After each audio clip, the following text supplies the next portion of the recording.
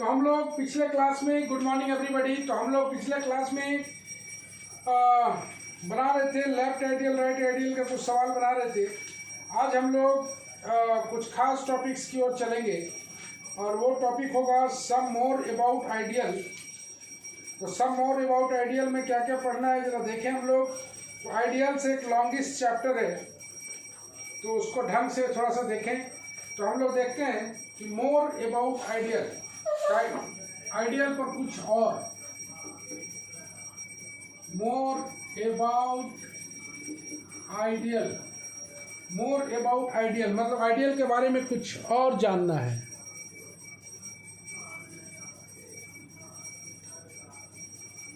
More about ideal मतलब ideal के बारे में कुछ और जानना है। तो हम लोग एक छोटा सा ले लें एग्जाम्पल, बल्कि थ्योरम है ये। बोलता है कि a field has no proper ideal, no proper ideal. A field has no proper ideal, that is if F is a field, then its only ideals are 0 and F itself। हाँ, जानू जरा question पढ़ना है इसका। A field has no proper ideal, that is, if F is a field, then its only ideals are 0 and F itself। मतलब proof करना है कि फील्ड का कोई प्रॉपर आइडियल नहीं होता है। कोई प्रॉपर आइडियल नहीं होता है मतलब 0 और F। तुम जान रहे हो कि इसके अलावा जितना भी आइडियल्स होता है सब प्रॉपर आइडियल होता है। तो फील्ड के पास कोई प्रॉपर आइडियल नहीं होता, इसी प्रूफ करना है।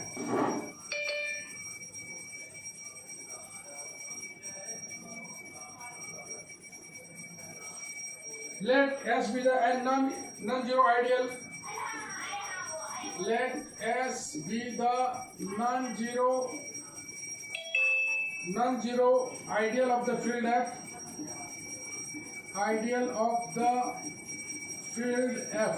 तो कोई आइडियल तो लेना ही पड़ेगा ना। तो S को हम लोग non-zero आइडियल ले लिए of the field F.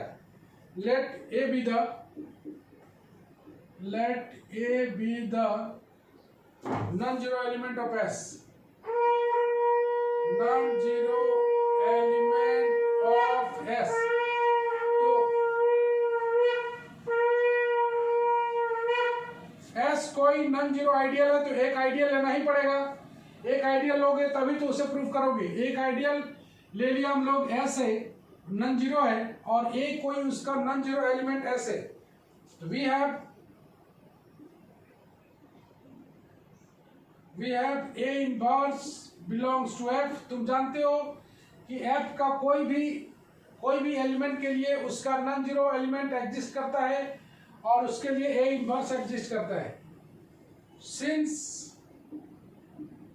S is an ideal, चूंकि S आइडियल है, therefore A belongs to S, A inverse belongs to F. This implies A inverse belongs to S. This implies 1 belongs to S. तुम देख पा रहे हो RS वाला condition है, ये S belongs to S है और ये कैपिटल R के स्थान पर A इनवर्स है।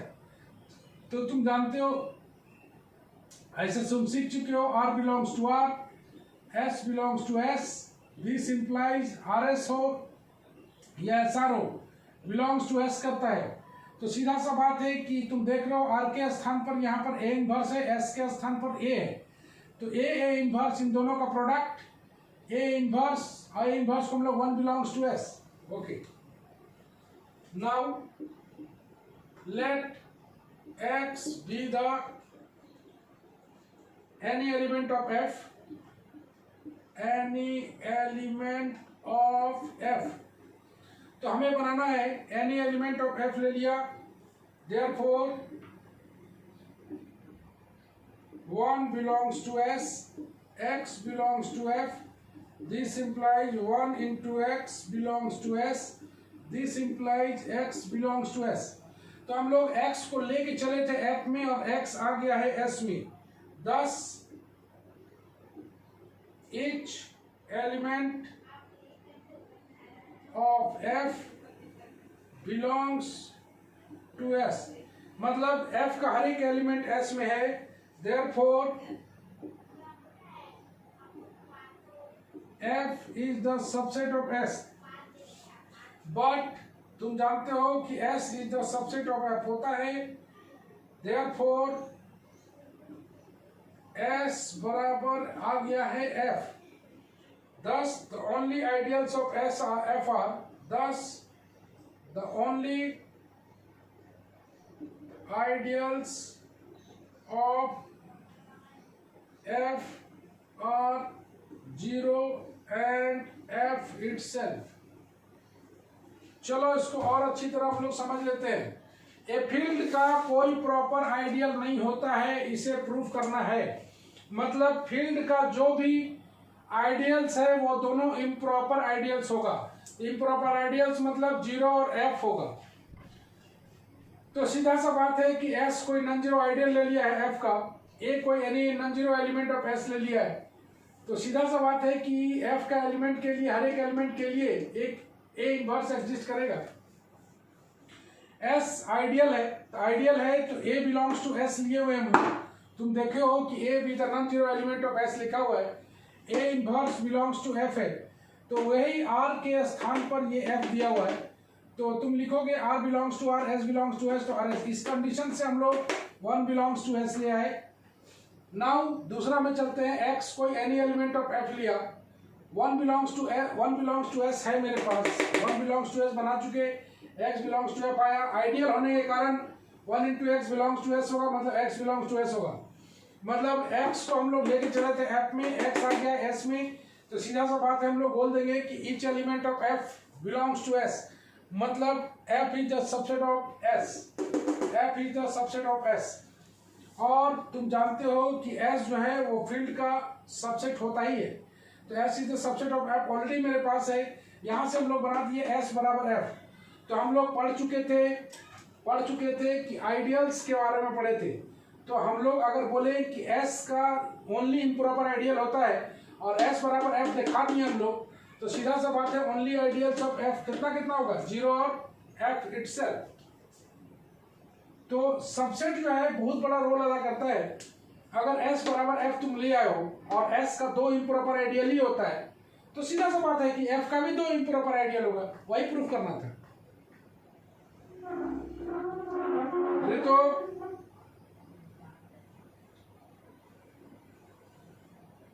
Yes sir. क्या समझे इससे? S बराबर F से क्या समझ में आ रहा है?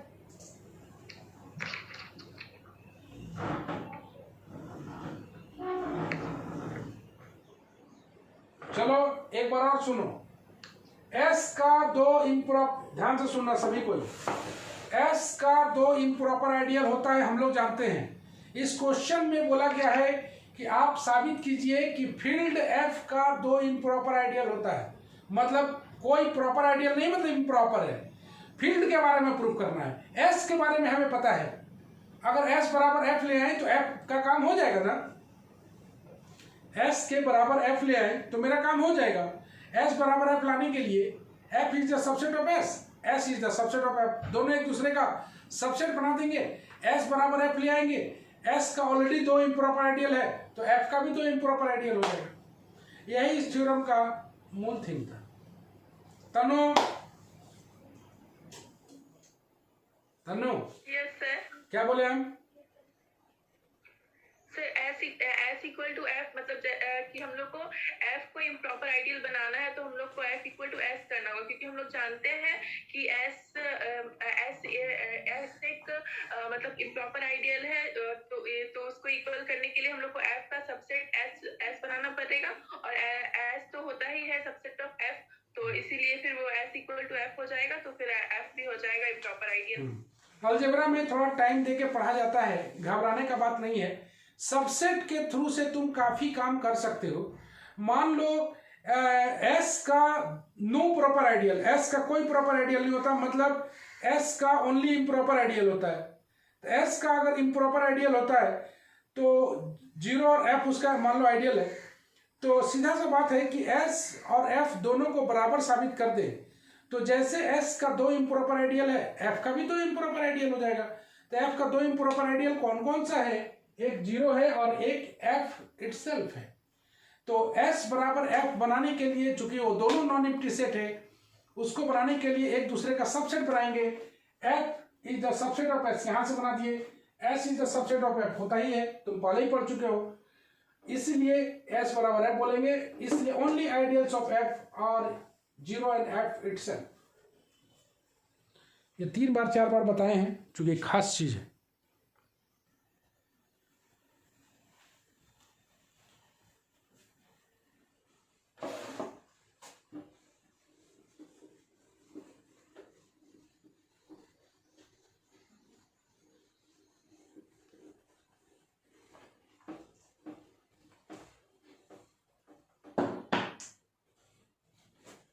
तो ये तैयार हो गया हम लोग का। चलो अब नेक्स्ट हम लोग थ्योरम जाते हैं। थ्योरम नंबर 2, ये हम लोग पढ़ रहे हैं आइडियल्स के बारे में, कुछ और अध्ययन कर रहे हैं। इफ थ्योरम ही है ये,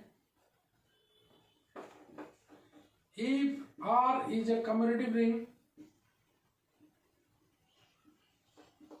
are is a commutative ring and A belongs to R, then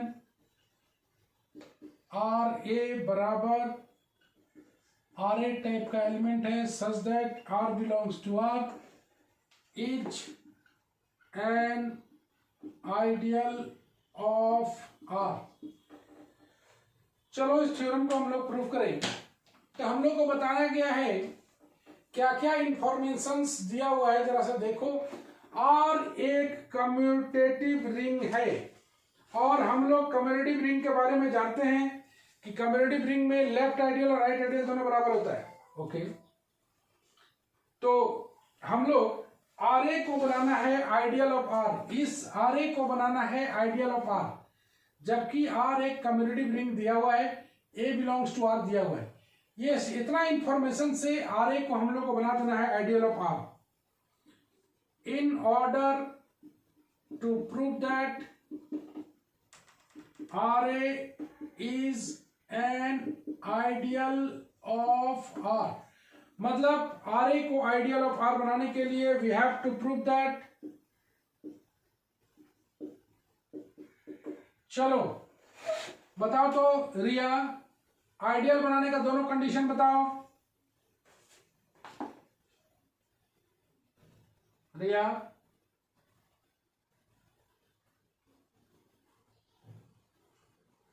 can you hear me? No? Rakhi, yes sir. Ideal का दोनों कंडीशन बताओ। एक उसको सब ग्रुप अंडर एडिशन दिखाएंगे और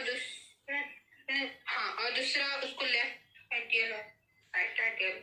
हाँ, मतलब हमें प्रूव करके दिखाना है are A is A subgroup of R. We have to prove that R A is ए, सब लोग बोलने के लायक हो तुम लोग, इसीलिए पूछ रहे हैं, बोल भी सकते हो। Are A is A subgroup of are, याद रखना अंडर एडिशन। तो आर ए को आइडियल ऑफ आर बनाने के लिए हमें साबित करना है कि आर ए सब ग्रुप होगा of R under addition, and if U belongs to RA and X belongs to R, then XU and UX belongs to R, belongs to RA।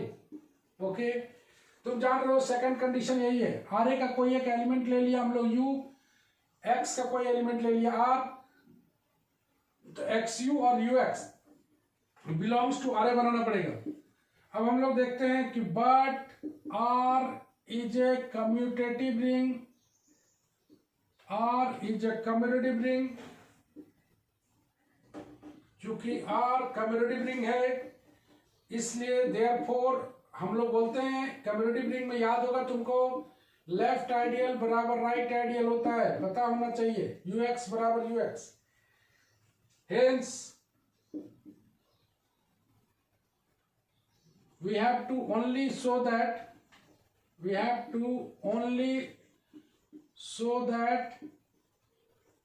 XU belongs to RA। मतलब तुम्हें दिखाना था दोनों XU और UX दोनों दिखाना था RA में, लेकिन R चूंकि कम्यूटेटिव रिंग है तो कम्यूटेटिव रिंग में तुम जानते हो कि लेफ्ट आइडियल और राइट आइडियल बराबर होता है, इसलिए हमें सिर्फ करना है एक शो करना है। हम लोग अंडरलाइन कर देते हैं, एक शो करना है सब आइडियल ऑफ आर बनाने के लिए, एक शो करना है are A is A subgroup of are, और दूसरा शो करना है X U belongs to R A. U X को शो करने का जरूरत नहीं है, यही दोनों शो करना है, यही दोनों शो करना है। ओके, मूव करते हैं हम लोग आगे। Let u, v belongs to R A. u एक आर ए का एलिमेंट ले लिए तो दूसरा v ले लेते हैं, इसी टाइप का लेंगे, एक u ले लिए एक v ले लिए, तो u का मतलब क्या होगा, u का मतलब हो जाएगा r1a, v का मतलब हो जाएगा r2a। जैसे r1a और r2a लोगे तुरंत बोलोगे r बिलोंग्स टू r, तो यहां पर बोलोगे for some r1 r2 belongs to r। ये समझ में आ रहा है। u और v दोनों स्टाइल में लिए हैं, जैसे लिखने का तरीका होता है अलजेब्रा का, हम लोग चाहते तो r1a और r2a बिलोंग्स टू r भी लिख सकते थे, लेकिन शो थोड़ा सा अच्छा लगता है देखने में। u और v r ले लिया, यहाँ पर u का मतलब r1a है, v का मतलब r2a है। तो तुम देख रहे हो डेफिनेशन में, r का डेफिनेशन में बोला गया है, इसमें r टाइप का एलिमेंट है, जैसे r बिलोंग्स टू r होगा तुरंत बोलना पड़ेगा r बिलोंग्स टू r। तो जैसे r1 और r2 है, r का एलिमेंट लिए हो तो तुरंत बोलना पड़ेगा r1 r2 belongs to r। तो हम लोग u माइनस v निकाल के देखें तो r1a माइनस r2a, यहां से लिख सकते हैं r1 माइनस r2a। ओके, ये बिलोंग्स टू r हो जाएगा, since r1 r2 belongs to r, this implies r1 minus r2 belongs to r। बता दिया, ये अगर r का एलिमेंट में आ जाएगा तो r1 r2 belongs to r है, तो r1 माइनस r2 भी r होगा, चूंकि ये सब ग्रुप है। thus हमने देखा कि u, v belongs to r a, this implies u minus v belongs to r a आ चुका है, इसलिए हम लोग बोल देंगे hence r a is A subgroup of r under addition. चलो हम लोग फर्स्ट पार्ट प्रूफ कर चुके सब ग्रुप का, सेकंड पार्ट के लिए चले। एक u बिलोंग्स टू r ले लेते हैं हम लोग, मेरे पास let x belongs to r है, और तब देन हम लोग xu निकाल के देखते हैं। xu का मतलब हो जाएगा x into r1a, x into r1 को एक साथ रखेंगे, ये बिलोंग्स टू r a होगा, क्योंकि since x r1 belongs to r, तो दोनों कंडीशन हम लोग होल्ड हो गया, that is xu belongs to r a। तो एक मेरे पास हम लोग दिखा दिए हैं, ये वाला r a में है, और u belongs to r a दिखा दिए, इसलिए हम लोग बोल देंगे कि r a is an ideal of r। तो ये बड़ा अच्छा सवाल था। तो हम लोग चूंकि r कम्यूटेटिव रिंग दिया हुआ है, r एक कम्यूटेटिव रिंग दिया हुआ है, तुम जान रहे हो, तो कम्यूटेटिव रिंग में तुम जानते हो कि लेफ्ट आइडियल और राइट आइडियल दोनों बराबर होता है। लेफ्ट आइडियल और राइट आइडियल बराबर होने का मतलब कोई एक भी यहां पर प्रूफ करेंगे तो काम हो जाएगा। सीधा सा बात है कि आर ए को आइडियल बनाना है r का, तो मेरे पास दो कंडीशन होल्ड कराना पड़ेगा। एक, आर ए को बनाना पड़ेगा कि वो सब ग्रुप है अंडर एडिशन, और एक एलिमेंट x ले लेते हैं r का और u बिलोंग्स टू RA ले लेते हैं, तो XU को बिलोंग्स टू RA बना देंगे तो मेरा दोनों कंडीशन होल्ड हो जाएगा। तो सीधा सा बात है कि सब ग्रुप बनाने के लिए u और v दो बिलोंग करा लिया, RA में दो एलिमेंट ले लिया, u का मतलब हो गया R1A और v का मतलब हो गया R2A। सीधा सा बात है कि तुरंत डेफिनेशन में बोला गया है कि RA अगर RA का एलिमेंट होता है तो R बिलोंग्स टू R लिखना है, तो तुरंत हम लोग के पास आ गया है R1, R2 belongs to R। u minus v को माइनस किया और आराम से RA को एडिटिव सब ग्रुप बना दिया अंडर एडिशन। दूसरा कंडीशन होल्ड कराने के लिए एक u बिलोंग्स टू RA तो है ही मेरे पास, एक x बिलोंग्स टू R ले लिया और XU को बना दिया RA में। तो सीधा सा बात है लेफ्ट आइडियल राइट आइडियल दोनों आपस में बराबर है, चूंकि R कम्युनिटी रिंग है। तो फाइनली हम लोग बोल देंगे कि RA is a ideal of R।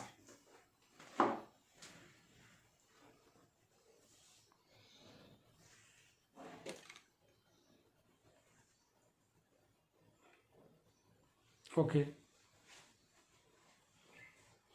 तो हम लोग देख रहे हैं more about ideals. More about ideals का मीनिंग है आइडियल्स के बारे में कुछ और जानकारी। पूरा रिंग थ्योरी पूरा डीप में पढ़ा रहे हैं, आराम से सीख लो, यही मौका है। फिर मौका मिलता नहीं है रिंग थ्योरी पढ़ने का अच्छा से।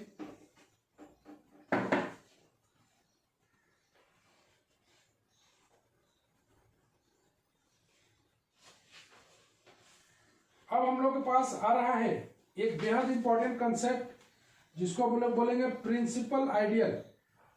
ध्यान से देखना, डेफिनेशन को बार बार समझाएंगे हम। प्रिंसिपल आइडियल, प्रिंसिपल आइडियल का सबसे पहले हम लोग देखेंगे डेफिनेशन, इस पर थ्योरम भी होता है, आइडियल्स का ही पार्ट है। तो हम लोग इस डेफिनेशन को बहुत अच्छी तरह सीखने वाले हैं। An ideal S of a ring R। भाई स्टार्टिंग तो क्लियर है, प्रिंसिपल आइडियल है मतलब एक आइडियल को ही प्रिंसिपल बोलेंगे अंडर सम कंडीशन। तो एक ideal S of ring R is said to be principal ideal, said to be principal ideal। तो क्लियर है कि एक आइडियल को ही बोलेंगे principal ideal if there exist an element A belongs to S। तब एक ऐसा एलिमेंट A एग्जिस्ट करेगा S का such that any ideal T obviously of R होता है, तो ऑफ R को बहुत ध्यान नहीं देना है, आइडियल R का ही होता है। Any ideal T containing A also contains S, that is S ऐसे। चलो इसको बहुत बढ़िया से हम लोग समझ लेते हैं, बहुत बढ़िया समझ लेते हैं और समझ के हम लोग आगे बढ़ते हैं।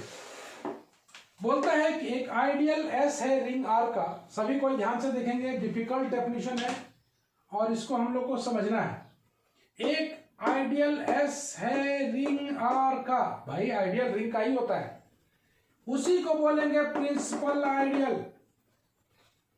अगर देयर एग्जिस्ट का मतलब ये अपने आप नहीं आता है, इसको एग्जिस्ट कराना पड़ता है, ये कहीं से डेवलप होके आता है। देयर एग्जिस्ट का मतलब यही है, उसको डेवलप करना है, ये स्वाभाविक नहीं आता है। देयर एग्जिस्ट का मीनिंग पूरा खुल के सामने आना चाहिए। There exist an element A belongs to S, तब एक ऐसा एलिमेंट A एग्जिस्ट करेगा S का जिसके लिए अगर कोई आइडियल T लेते हैं और T कंटेन करता है A को, तो वो S को भी कंटेन करेगा। कोई मीनिंग बता सकते हो? एक बार और चलो देखते हैं, ध्यानपूर्वक देखोगे, डेफिनेशन पर हम लोग दम लगा के पढ़ेंगे, तब जाके थ्योरम्स क्लियरिटी आएगा। बोल रहा है कि एक आइडियल S है, ऑब्वियसली रिंग R का है, उसी को बोलेंगे प्रिंसिपल आइडियल। लेकिन कब? जब, ध्यान से, जब एक एलिमेंट ए एग्जिस्ट करेगा, एस का कोई एलिमेंट ए एग्जिस्ट करेगा, और अगर टी कंटेन करता है ए को, अगर इफ लगा हुआ है, an ideal T containing a, मतलब a belongs to T, T contain कर रहा है ए को,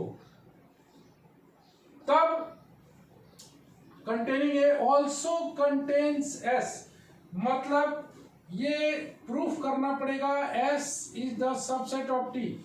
इसी को बोलते हैं टी कंटेन कर रहा है एस को, टी कंटेन्स एस को, टी कंटेन्स एस को। मतलब शॉर्ट में देखें तो इफ ये टी आइडियल है, T is an ideal, ideal of obviously R का है, मतलब सीधा सा बात है कि शॉर्ट में अगर हम लोग देखें तो एक आइडियल एस है, किसका है? आर का।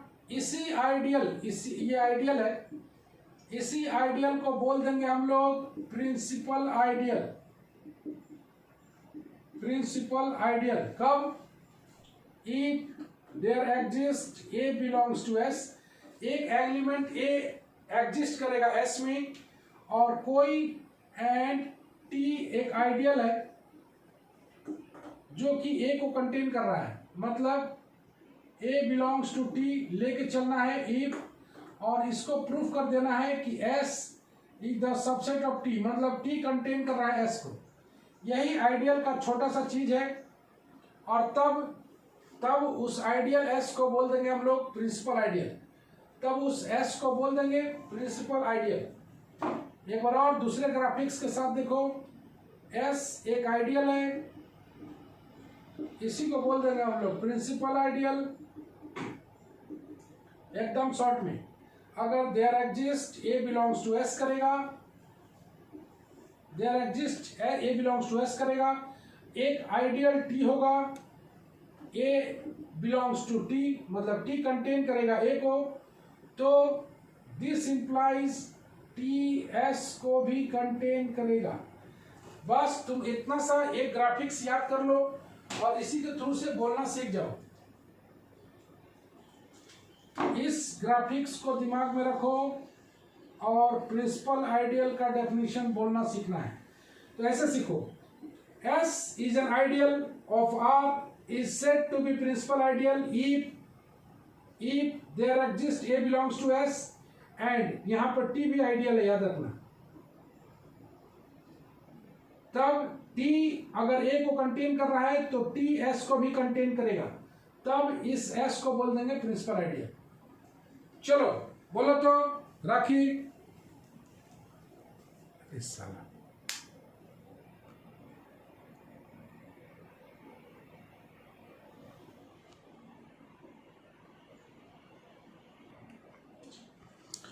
चलो सभी कोई छोटा ग्राफिक्स को देखना, इसी से डेफिनेशन बोलना है, ऊपर वाला याद रखने का जरूरत नहीं है। बोल रहा है कि S कोई आइडियल है R का, तो S तो आइडियल R ही का होता है ना, इसी को बोलेंगे प्रिंसिपल आइडियल, इसी S को बोल देंगे हम लोग प्रिंसिपल आइडियल। लेकिन कब? If there exist A belongs to S such that, अगर कोई अनदर आइडियल T है, obviously T ideal of R होता है, इसलिए इसको ब्रैकेट में लिखे हैं, ध्यान मत देना। T अगर A को कंटेन कर रहा है तो ये T S को भी कंटेन करेगा, तब इस आइडियल को बोल देंगे प्रिंसिपल आइडियल। चलो जल्दी से बोलो, राखी चलो यहाँ देखो और बोलो। S कोई आइडियल है और रिंग R का, तो S को ही प्रिंसिपल आइडियल बोलेंगे। अगर कोई A एलिमेंट एग्जिस्ट करेगा जो कि बिलोंग्स टू S होगा, तो सच दैट एक कोई आइडियल T जो रिंग R का होगा, वो भी अगर A को कंटेन करता है तो वो S को भी कंटेन करेगा, तो फिर हम लोग S को बोल देंगे प्रिंसिपल आइडियल। बहुत अच्छा बोली तनु, एक बार और समझाना इसको।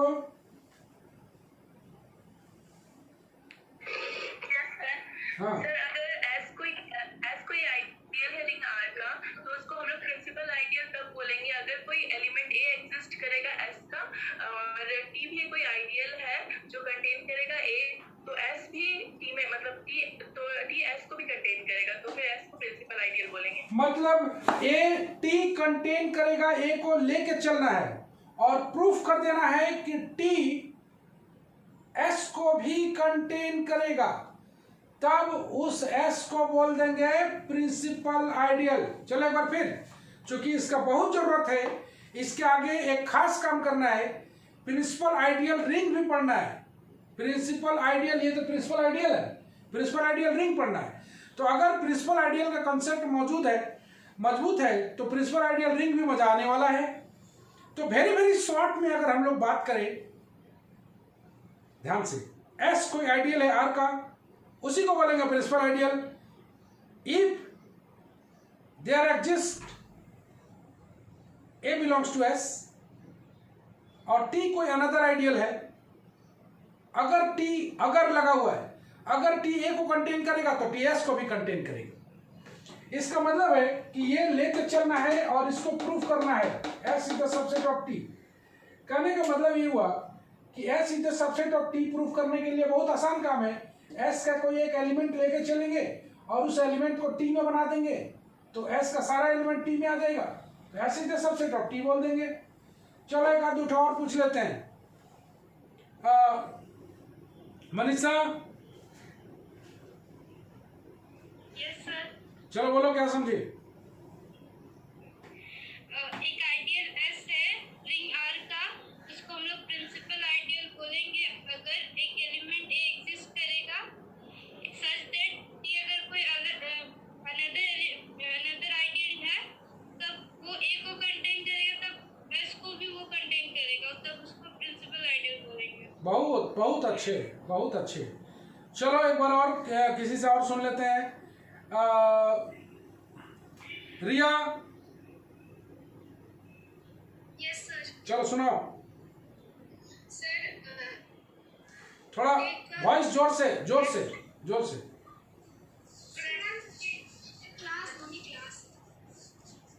हाँ जोर से बोलो। एस एक सबसेट है सर, एस एक सबसेट है और अगर आर सबसेट नहीं है, आइडियल है। एस अगर आइडियल है, आप उसको प्रिंसिपल आइडियल तभी बोलेंगे जब एक एलिमेंट ए एग्जिस्ट करेगा एस में। वैसे ही अगर एक अनदर आइडियल टी है उसमें भी ए बिलोंग करना चाहिए और वो टी में एस भी बिलोंग करेगा। मतलब कंटेनिंग बोलो, कंटेनिंग।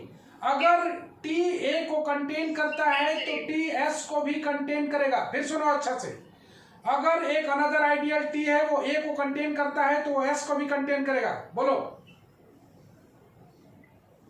अगर टी ए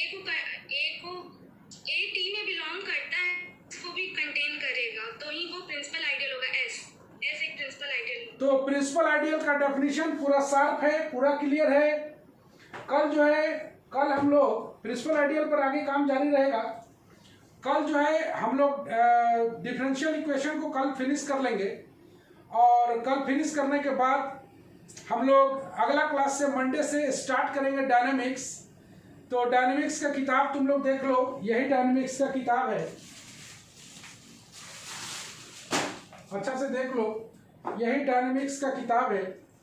इसी का स्टैटिक्स पोर्शन हम लोग पढ़ चुके हैं, डायनेमिक्स पोर्शन इसका पढ़ने वाले हैं।